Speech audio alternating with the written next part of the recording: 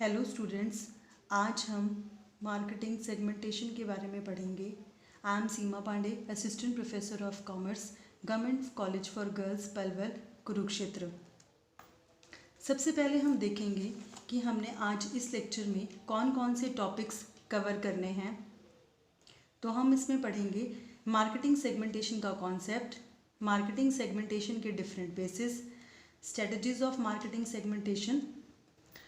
अब marketing segmentation के concept को समझने के लिए हमें इसका मीनिंग एंड डेफिनेशन समझना ज़रूरी है। मार्केटिंग सेगमेंटेशन की अगर मीनिंग की हम बात करें तो इसका मतलब होता है डिवाइड करना। सेगमेंट का मतलब होता है टुकड़ा, और अगर हम हिंदी में बात करें तो सेगमेंट का मतलब होता है खंड। मार्केट सेगमेंटेशन का मतलब हुआ बाजार विभक्तिकरण, यानी कि बाजार को छोटे छोटे टुकड़ों में बांटना। अब उन टुकड़ों में बांटने के लिए कोई ना कोई बेस चाहिए, कोई ना कोई आधार चाहिए, यानी कि कुछ समान विशेषताओं के आधार पर जब कोई मार्केटर अपने टारगेट ऑडियंस को छोटे छोटे समूहों में बांटता है तो उसको मार्केटिंग सेगमेंटेशन कहते हैं। फिलिप कॉटर के शब्दों में marketing segmentation is the subdividing of market into homogeneous subset of customers where any subset may conceivably be selected on a market target to be reached with a distinct marketing mix। Philip Kotler के शब्दों में अगर हम बात करें तो market segment का मतलब है टोटल मार्केट को छोटे छोटे समूहों में जो कि एक समान हो विभाजित करना, जिसमें प्रत्येक समूह एक टारगेट मार्केट है जिसके लिए मार्केटर अपना मार्केटिंग मिक्स डिज़ाइन कर सकता है। यानी कि मार्केटिंग प्रोग्राम को बनाने के लिए, अपना टारगेट मार्केट चूज़ करने के लिए मार्केटर छोटे छोटे समूहों में अपने टारगेट कस्टमर को डिवाइड करता है, और इसी प्रक्रिया को मार्केट सेगमेंटेशन कहते हैं।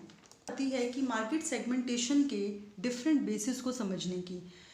मार्केट सेगमेंटेशन के डिफरेंट बेसिस को समझने के लिए हम मार्केट को दो पार्ट्स में डिवाइड करते हैं। एक है कंज्यूमर मार्केट और दूसरा है इंडस्ट्रियल मार्केट। कंज्यूमर मार्केट की अगर हम बात करें तो हम इसको फर्दर 5 बेसिस पर डिवाइड करते हैं, जिसको हम आगे 1 बाय 1 पढ़ेंगे। सबसे पहले हमारा आता है ज्योग्राफिक सेगमेंटेशन। ज्योग्राफिक का मतलब होता है भूगोलिक, यानी कि ज्योग्राफी के आधार पर हम जो मार्केट सेगमेंटेशन के बेसिस हैं उनको स्टडी करेंगे, जिसमें एरिया, रीजन, क्लाइमेट और सिटी साइज़ को इंक्लूड करते हैं। अब बात आती है कि मार्केटर इन सबको क्यों समझे। मार्केटर को इन सबको समझने की ज़रूरत इसलिए है क्योंकि वो जो भी प्रोडक्ट और सर्विस डिज़ाइन करने जा रहा है वो अपने टारगेट कस्टमर के लिए करने जा रहा है। तो अपने टारगेट कस्टमर को समझने के लिए एक मार्केटर को ज्योग्राफिक डिफ्रेंशिएशन को समझना ज़रूरी है। अब अगर हम बात करें इसमें एरिया की, तो एक मार्केटर को जो बाउंड्रीज़ हैं वर्ल्ड की उनको समझना ज़रूरी है, क्योंकि नेशनल लेवल पे यानी कि एक देश के अंदर के लोगों का विचारधारा, उनका पहनावा, उनकी ज़रूरतें लगभग एक जैसी होती हैं, परंतु अगर हम उसकी दूसरे देश से तुलना करें तो उनकी ज़रूरतें अलग होती हैं। तो एरिया के बेसिस पर इंटरनेशनल, नेशनल और लोकल डिवीज़न हो सकते हैं। अगर हम रीजन के आधार पर बात करें तो अगर हम विद इन इंडिया ही कहें तो नॉर्थ, साउथ, वेस्टर्न, ईस्टर्न, इस तरीके से हम इसको डिवाइड कर सकते हैं। यहाँ पर एग्जांपल के तौर पर हम लेते हैं northern states of India and north eastern states of India. Northern states of India में हम राजस्थान को लेते हैं और ईस्टर्न स्टेट्स ऑफ इंडिया में हमारे ये असम, मेघालय, अरुणाचल प्रदेश और त्रिपुरा को लेते हैं। इन दोनों के जो कल्चरल डिफरेंसेस हैं, जो जोग्राफिकल डिफरेंसेस हैं, वो बहुत ज़्यादा हैं। एग्ज़ाम्पल के तौर पर हम लेते हैं कि मान लीजिए कि एक टूरिस्ट एजेंसी है, ट्रैवल एजेंट है, जिसको अपने क्लाइंट के लिए टूर पैकेज डिज़ाइन करना है। अब उसको बताना है अपने क्लाइंट को कि उसको कौन से टाइमिंग्स पे इन जगहों पर विज़िट करना होगा, किस तरह के ज़रूरतें होंगी वहाँ पर, उस वक़्त सामान साथ लेकर जाना होगा, कैसा उनका खान पान होगा, ताकि उन चीज़ों को ध्यान में रखकर क्लाइंट अपनी प्रेफरेंसेस उसको बता सके। तो अगर हम देखें तो राजस्थान में बहुत ज़्यादा गर्मी होती है मोस्ट ऑफ द टाइम, इसलिए अगर उस वक़्त वहाँ कोई विज़िट करना चाहता है तो फिर वो आप कह सकते हैं कि जो विंटर सीज़न है वो वहाँ पर बेस्ट रहेगा उसके लिए। अगर हम ऐसे ही नॉर्थ ईस्टर्न स्टेट्स की बात करें तो वहाँ पर भी गर्मियों में बहुत ज़्यादा गर्मी होती है। बारिश के टाइम पर वहाँ पर बहुत ज़्यादा रेनी सीज़न आना होगा, तो वहाँ पर जाने का भी जो बेस्ट टाइम है वो लगभग अक्टूबर टू अप्रैल रहता है।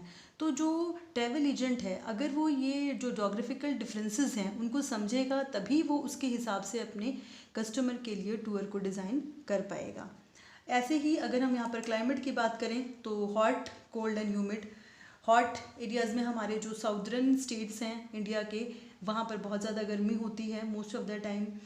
उसके हिसाब से जो भी बिज़नेस ऑर्गेनाइजेशंस हैं उनको प्लानिंग करनी चाहिए। जम्मू कश्मीर, हिमाचल प्रदेश वो बहुत ज़्यादा ठंडे एरियाज़ हैं, वहाँ पर उसके हिसाब से प्लानिंग होनी चाहिए। ह्यूमिडिटी एरियाज़ की अगर हम बात करें तो जो ओशन के, समुद्र के आसपास के जो एरियाज़ होते हैं वहाँ पर बहुत ज़्यादा ह्यूमिडिटी रहती है, तो उसी तरीके से उनको प्लानिंग करनी चाहिए। अगर हम सिटी साइज़ की बात करें तो मेट्रोपॉलिटन सिटी, टाउन, विलेजेस, इस तरीके से डिवीज़न है। मेट्रो एरिया में लोग बहुत ज़्यादा बिजी रहते हैं, भीड़ भाड़ वाले एरियाज़ हैं, तो उनको शॉपिंग करने के लिए भी वो बाहर ज़्यादा नहीं जाते हैं, ऑनलाइन और ई-कॉमर्स वेबसाइट्स का सहारा लेते हैं। जबकि अर्बन और जो रूरल एरियाज़ के लोग हैं वो खुद फिज़िकली जाकर चीज़ों को ख़रीदना पसंद करते हैं। तो इस तरीके के काफ़ी डिफरेंसेस हैं जो एक मार्केटर अगर अच्छे से समझ पाएगा तो वो उसके अकॉर्डिंग अपने प्रोडक्ट की डिज़ाइनिंग कर पाएगा। नेक्स्ट अगर हम बात करें तो आता है डेमोग्राफिक सेगमेंटेशन। डेमोग्राफिक का मतलब होता है जनसंख्या के आधार पर। जनसंख्या के आधार का मतलब है कि वहाँ के लोगों के जो फीचर्स हैं, जो व्यक्तिगत विशेषताएं हैं, उनको ध्यान में रखकर कोई मार्केटर अपनी प्लानिंग कर सकता है। अब अगर हम व्यक्तिगत डिफरेंसेस की बात करें तो जेंडर सबसे पहला आता है। मेल और फीमेल की रिक्वायरमेंट अलग अलग हैं। यहाँ पर एग्जांपल के तौर पर अगर हम देखें तो जो हीरो कंपनी है, हमने हीरो जो मोटर्स हैं उनका एग्जांपल लिया है। उन्होंने मेल सेगमेंट के लिए स्प्लेंडर बाइक बनाई हुई है और फीमेल के लिए जो है वो स्कूटी लॉन्च की हुई है जो है प्लेजर प्लस और प्लेजर के नाम से है। यानी कि उन्होंने दोनों ज़रूरतों को अलग अलग समझते हुए दोनों सेगमेंट के लिए अलग अलग तरह के प्रोडक्ट लॉन्च किए हुए हैं। उसके बाद हम आते हैं एज ग्रुप में। एज में आप देख सकते हैं यंग हैं, एडल्ट हैं, ओल्ड एज हैं, टीनेजर्स हैं, इन सब की ज़रूरतें अलग अलग हैं। चाहे हम कपड़ों की बात करें, खान पान की बात करें, प्रेफरेंसेस की बात करें, तो सभी जो स्टेजेस हैं उन पर वेरिएशंस पाई जाती हैं। तो एक जो मार्केटर है उसको इन सबको अच्छे से समझना चाहिए। उसके बाद अगर हम इनकम ग्रुप की बात करते हैं तो जनरली 3 ग्रुप्स में इनकम कैटेगरीज को डिवाइड किया जाता है। Low income group, middle income group and high income group. अब हम यहाँ पर एग्जांपल लेते हैं टाटा मोटर्स का। टाटा मोटर्स ने इन तीनों ग्रुप्स की ज़रूरतों को समझते हुए सभी सेगमेंट के लिए अलग अलग तरह के प्रोडक्ट लॉन्च किए हुए हैं। कार में अगर हम बात करें तो लो इनकम ग्रुप के लिए उन्होंने टाटा नैनो लॉन्च की हुई है, मिडिल इनकम ग्रुप के लिए टाटा नेक्सन लॉन्च की हुई है और हाई इनकम ग्रुप के लिए जगुआर और रेंज रोवर जैसी गाड़ियाँ लॉन्च की हुई हैं। लो इनकम ग्रुप में टाटा नैनो जिसकी प्राइस 3 लाख के करीब है, टाटा नेक्सन जो कि 6 लाख से 12 लाख के बीच में है, ये मिडिल इनकम ग्रुप की है। जगुआर हाई इनकम ग्रुप की इसलिए है क्योंकि इसकी प्राइस बहुत ज़्यादा है, 50 लाख प्लस में है। तो उन्होंने सभी सेगमेंट की ज़रूरतों को समझते हुए जो है वो सभी के लिए अलग अलग तरह की लॉन्च की हुई हैं प्रोडक्ट। अब अगर हम रिलीजन की बात करें, रिलीजन के भी बहुत ज़्यादा डिफरेंसेस हैं। एक मार्केटर को इनको समझना बहुत ज़रूरी है। हम एग्जांपल लेते हैं ब्राइडल ड्रेस का। अगर कोई मार्केटर ब्राइडल ड्रेस में, कोई कपड़ा व्यापारी ब्राइडल ड्रेसेस डिज़ाइन करना चाहता है, अगर वो हिंदू रिलीजन की ब्राइड के लिए, दुल्हन के लिए बनाना चाहता है तो उसको रेड कलर, पिंक, मेहरून इस तरीके के ड्रेसेस डिज़ाइन। और अगर वो क्रिश्चियन कम्युनिटी के लिए दुल्हन की ड्रेस बनाना चाहता है तो उसको उसके प्रेफरेंसेस ध्यान में रखकर वाइट कलर की ड्रेस डिज़ाइन करनी होगी। तो there is a lot of difference. आप देखिए कि वाइट कलर हिंदुओं में अच्छा नहीं माना जाता, जबकि वाइट कलर क्रिश्चियंस में ऑस्पिशियस माना जाता है, तभी दुल्हन पहनती है। तो इस तरीके के बहुत ज़्यादा डिफरेंसेस हैं। तो एक जो मार्केटर है उसको इन सबको समझने की बहुत ज़्यादा ज़रूरत है। नेक्स्ट हम आते हैं ऑक्यूपेशन पे। ऑक्यूपेशन में सर्विस क्लास है, बिजनेस, हाउसेस हैं, प्रोफेशनल्स हैं, इन सब की ज़रूरतें अलग अलग होती हैं। तो एक मार्केटर को इनके डिफरेंसेस को बड़े अच्छे से समझने की ज़रूरत है। सर्विस क्लास में जो डॉक्टर्स हैं, टीचर्स हैं, इस तरह के लोग आते हैं जिनकी बड़ी सोबर चॉइस होती है, सिंपल प्रेफरेंसेस होती हैं समटाइम्स, बट बिजनेस क्लास की थोड़ी सी डिफरेंट रिक्वायरमेंट होती हैं। तो एक मार्केटर को इन सभी चीज़ों को, इन सभी फीचर्स को अच्छे से समझने की ज़रूरत है ताकि उनके अकॉर्डिंग वो अपनी प्लानिंग कर पाए। नेक्स्ट हमारा आता है psychographic segmentation. Psychographic segmentation basically psychology से रिलेटेड है, ह्यूमन बीइंग की साइकोलॉजी से रिलेटेड है। यहाँ पर अगर हम बात करें तो सबसे पहले आता है पर्सनैलिटी। पर्सनैलिटी में आप देखेंगे कि इंट्रोवर्ट एंड एक्सट्रोवर्ट दो कैटेगरीज में डिवाइड किया गया है इसको। इंट्रोवर्ट वो लोग होते हैं जो अपने आप को ज़्यादा एक्सप्रेस नहीं कर पाते, चुपचाप रहते हैं। और एक्सट्रोवर्ट वो लोग होते हैं जो बड़े एक्सप्रेसिव होते हैं, बड़े खुलकर जीने वाले, बिंदास तरीके से रहने वाले लोग होते हैं। और एक जो मार्केटर है उसको इनको समझने की ज़रूरत है, क्योंकि जो एक्सट्रोवर्ट है वो तो अपने एक्सप्रेशंस को, अपने प्रेफरेंसेस को खुलकर बता पाएगा, बट इंट्रोवर्ट हो सकता है कि अपनी फीलिंग्स को, अपनी चॉइस को उतना अच्छे से ना बता पाए। पर मार्केटर को इन सबको समझना है। नेक्स्ट हमारा आता है लाइफस्टाइल। लाइफस्टाइल में कैटेगरीज हैं health conscious, status seekers, adventuresome. Health conscious वो लोग होते हैं जो अपने हेल्थ को लेके बड़े पर्टिकुलर होते हैं, क्या खाना है, क्या पीना है, कहाँ जाना है, कैसे रहना है एंड ऑल। स्टेटस सीकर्स वो लोग होते हैं जो ब्रांडेड प्रोडक्ट आप कह सकते हैं यूज़ करने में ज़्यादा विश्वास रखते हैं, बड़े बड़े जो कंपनीज़ हैं उन्हीं की चीज़ें वो ख़रीदते हैं। अच्छे अच्छे जो पॉपुलर ब्रांड्स हैं उनको लगता है कि अगर हम उनको यूज़ करेंगे तो हमारा सोसाइटी में एक स्टेटस होगा। ठीक है, जैसे कि अगर हम यहाँ पर एग्जांपल लें कैफ़े कॉफ़ी डे में कॉफ़ी का, कैफ़े कॉफ़ी डे में जाकर कॉफ़ी पीना और एक सिंपल ढाबे या किसी रेस्टोरेंट में कॉफ़ी पीना, है तो वो कॉफ़ी, बट बात आती है स्टेटस की, उन दोनों में काफ़ी डिफरेंस है। एडवेंचरसम अगर हम कहें तो वो लोग होते हैं जो बड़ी एडवेंचर एक्टिविटीज़ को करने में बिलीव करते हैं, स्पोर्टी और इस तरीके की। तो जो मार्केटर है उनको इस डिफरेंसेस को भी ध्यान में रखना चाहिए। नेक्स्ट हमारा आता है social class, upper class, middle class, lower class. These are basically related to the income level, जो कि हमने अभी पिछले स्लाइड में डिस्कस किया था टाटा मोटर्स का एग्जांपल देके। नेक्स्ट हमारे आते हैं कल्चरल डिफरेंसेस। कल्चरल डिफरेंसेस में आप देखेंगे कि हमारे इंडिया में ही बहुत सारे कल्चर्स हैं। ठीक है, यहाँ पर हम एग्जांपल ले रहे हैं पंजाबी और साउथ इंडियन का। अब पंजाबी, अगर मान लीजिए किसी मार्केटर ने पंजाब एरिया को टारगेट करना है तो उसको पंजाबी कल्चर को समझने की ज़रूरत है, उनके फेस्टिवल्स, उनका रहना सहना, उनके रीति रिवाज, क्योंकि वो उसी के हिसाब से उनकी चीज़ों को डिज़ाइन करेगा। अब पंजाबीज़ में बैसाखी और लोहड़ी बहुत ही पॉपुलर फेस्टिवल्स हैं, जिसके लिए वो लोग वहाँ पर डेकोरेशंस करते हैं, सेलिब्रेशंस करते हैं, नई नई चीज़ें खरीदते हैं, नए नए कपड़े खरीदते हैं, तो वो उसको सेलिब्रेट करते हैं। अगर हम साउथ इंडियन की बात करें तो उनके फेस्टिवल्स एंटायरली डिफरेंट हैं। ठीक है, तो अगर एक मार्केटर किस कम्युनिटी को टारगेट करना चाहता है, किस कल्चर को फोकस करना चाहता है, उसको उनको डिटेल में समझने की ज़रूरत है ताकि वो उनके हिसाब से चीज़ों को डिज़ाइन कर सके। नेक्स्ट हमारा आता है मार्केट बेसिस। मार्केट बेसिस का मतलब है कि मार्केट के डिफरेंसेस को भी ध्यान में रखना ज़रूरी है। मार्केट के डिफरेंसेस में अगर हम बात करें तो सबसे पहले हमारा आता है डिग्री ऑफ कंपटीशन, कि मार्केट में कंपटीशन कितना है, जिस फील्ड में वो एंटर करना चाहता है या जिस फील्ड में वो काम कर रहा है उसमें कंपटीशन की क्या पोजीशन है। बिल्कुल कंपटीशन नहीं है, कम है कंपटीशन, बहुत ज़्यादा है या मॉडरेट लेवल का है। इन सब चीज़ों को ध्यान में रखना पड़ेगा। अगर परफेक्ट कंपटीशन है मीन्स नो बैरियर, कभी भी कोई आए कभी भी कोई जाए, कोई दिक्कत नहीं है। अगर वो मोनोपोलिस्टिक टाइप का है जहाँ पर कुछ एंट्री बैरियर्स हैं तो उसको इन सब चीज़ों को समझना पड़ेगा वहाँ पर एंटर करने से पहले। नेक्स्ट हम बात करते हैं चैनल ऑफ डिस्ट्रीब्यूशन की। चैनल ऑफ डिस्ट्रीब्यूशन में आप देखिए डायग्राम के अकॉर्डिंग अगर हम बात करें 1 लेवल, 2 लेवल, मल्टी लेवल। अब सबसे पहला आता है प्रोड्यूसर टू कंज्यूमर, जहाँ पर कोई इंटरमीडिएट्स बीच में नहीं है। फिर 1 लेवल आ जाता, फिर अब उसके बीच में एक इन्वॉल्व है producer to retailer and retailer to consumer, and then उसमें कई सारे इन्वॉल्व हैं producer to wholesaler, wholesaler to retailer, retailer to consumer. तो इस तरीके से आप देख सकते हैं कि डिफरेंट लेवल्स हैं चैनल ऑफ डिस्ट्रीब्यूशन में भी, कि सामान किस तरीके से ग्राहकों तक पहुंचेगा। तो एक मार्केटर को ये भी देखना है, क्योंकि अल्टीमेटली उसको सामान तो लोगों तक पहुंचाना ही है ना, जो भी वो सर्विसेज देगा, जो भी वो प्रोडक्ट डिज़ाइन करेगा, तो उसको ये सारी चीज़ें समझने की ज़रूरत है कि ग्राहक कहाँ है और उस तक सामान कैसे पहुंचेगा। उसके बाद अगर हम बात करते हैं तो आता है next category, buyer of price conscious. काफ़ी सारे बायर्स ऐसे होते हैं जो प्राइस को लेकर बड़े सेंसिटिव होते हैं। समटाइम वो क्वालिटी को प्राइस के साथ रिलेट करते हैं, मीन्स जितना प्रोडक्ट ज़्यादा महंगा होगा उतना ही ज़्यादा वो अच्छा होगा। कई बार ऐसा नहीं भी होता। तो अगर हम यहाँ पे हाई प्राइस और लो प्राइस का कंपैरिजन करें तो हमने सैमसंग कंपनी का एग्जांपल लिया है। सैमसंग ने गैलेक्सी सीरीज़ लॉन्च की है, एक सिंपल गैलेक्सी है, एक गैलेक्सी अल्ट्रा है। सिंपल गैलेक्सी की प्राइस 17,499 के आसपास है, मीन 17, 18, 19, 20 के करीब है।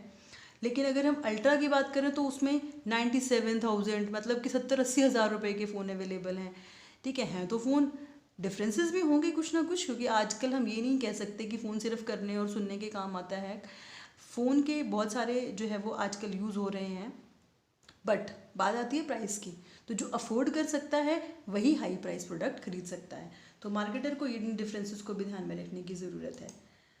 नेक्स्ट हमारा आता है कंज्यूमर बिहेवियर बेसिस। मार्केटर को कंज्यूमर के व्यवहार को समझने की ज़रूरत है, क्योंकि अगर वो कंज्यूमर का बिहेवियर ना समझ पाया तो फिर वो कैसे देखेगा कि उसको कंज्यूमर की ज़रूरतों को कैसे पूरा करना है। तो कंज्यूमर बिहेवियर में हम 3 एस्पेक्ट्स लेते हैं, जिसमें सबसे पहला है यूसेज रेट। यूसेज रेट का मतलब है कि एक कस्टमर किस तरह का प्रोडक्ट चाहता है, मीन्स उसका जो यूसेज है वो कैसा है, कम यूज़ करता है, बहुत ज़्यादा यूज़ करता है, करता ही नहीं है। अब इसका एग्जांपल हम टेलीकम्युनिकेशन कंपनीज़ का ले सकते हैं। जितनी भी टेलीकॉम कंपनीज़ हैं, कोई भी एग्जांपल ले लीजिए आप, यहाँ पर मैंने एयरटेल का लिया है। वो कस्टमर की ज़रूरतों के हिसाब से प्लान बनाती हैं।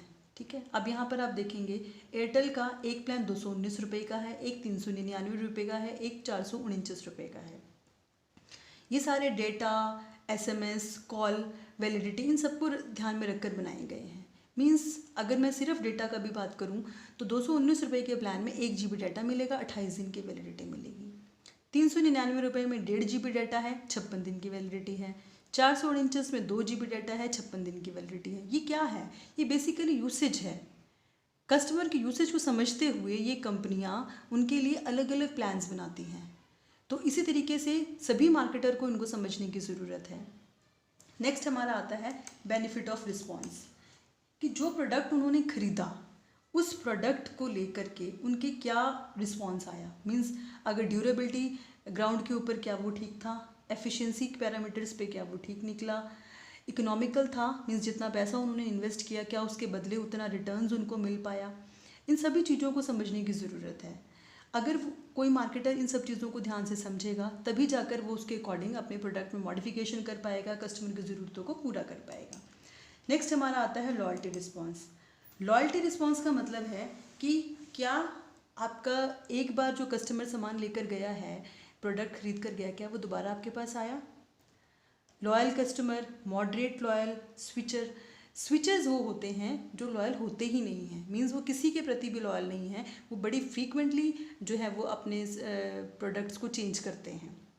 बट कंपनियों का फोकस किस चीज़ पे होना चाहिए कि वो एक satisfied and happy customer create कर पाएँ, सो दैट कि वो लॉन्ग टर्म में उनके लॉयल कस्टमर बने रहें।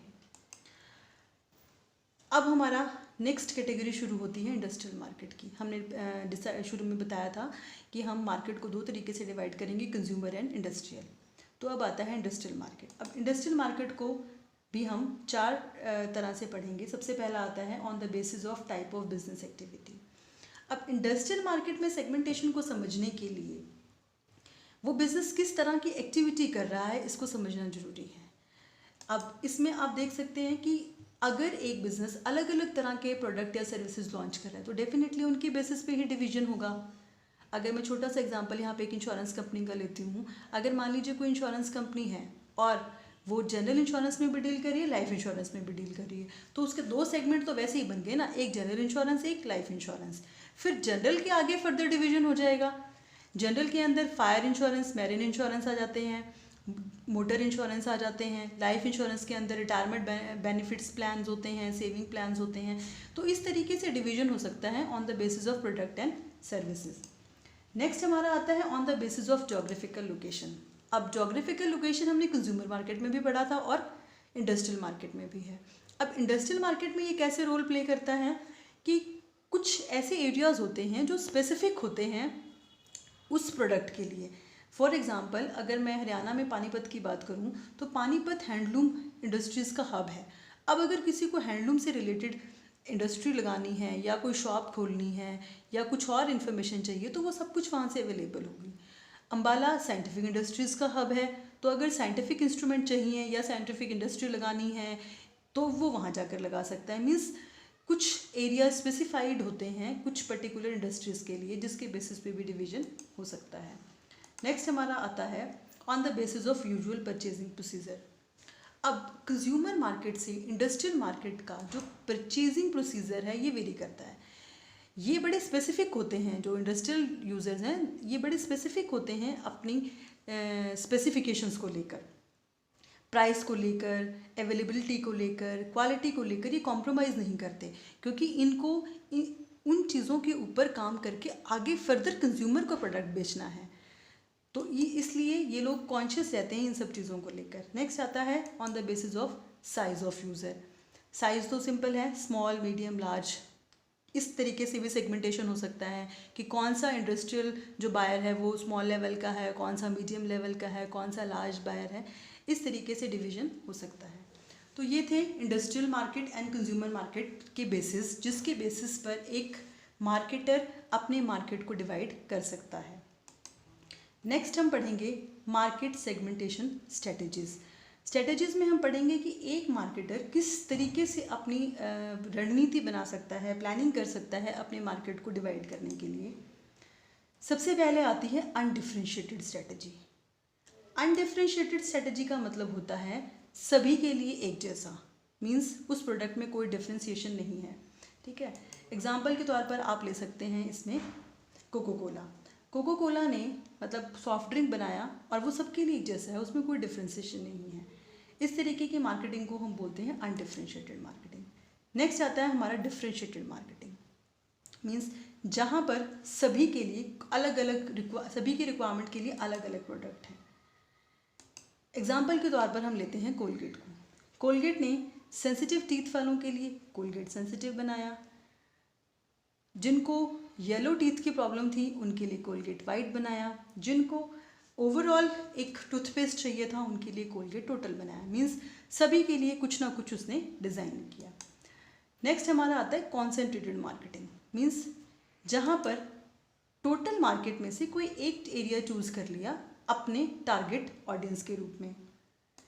यहाँ पर आप एग्जाम्पल के तौर पर ले सकते हैं जॉनसन्स बेबी के प्रोडक्ट बेबीज़ के लिए, तो ये तभी जॉनसन्स बेबी के नाम से ज़्यादा फेमस है। ये कह सकते हैं कि कॉन्सेंट्रेटेड मार्केटिंग के अंदर किसी एक एरिया पे टारगेट करना होता है। तो जैसे जॉनसन कंपनी स्पेसिफाई करती है बेबी प्रोडक्ट में, उसने अपने जो टारगेट मार्केट है वो बेबीज़ को चूज़ किया और उन्हीं के प्रोडक्ट डिज़ाइन किए।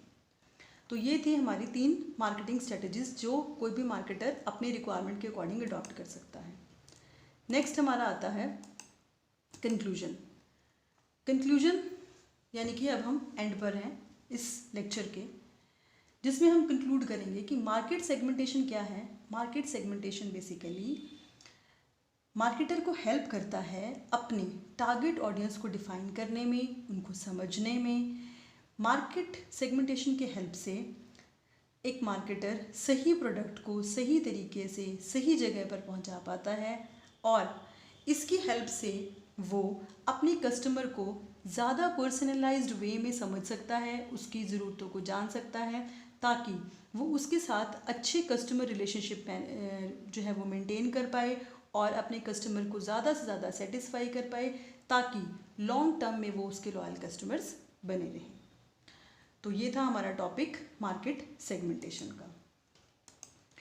इसके लिए मैंने जो बुक्स रेफ़र की हैं वो मैंने यहाँ मेंशन की हुई हैं।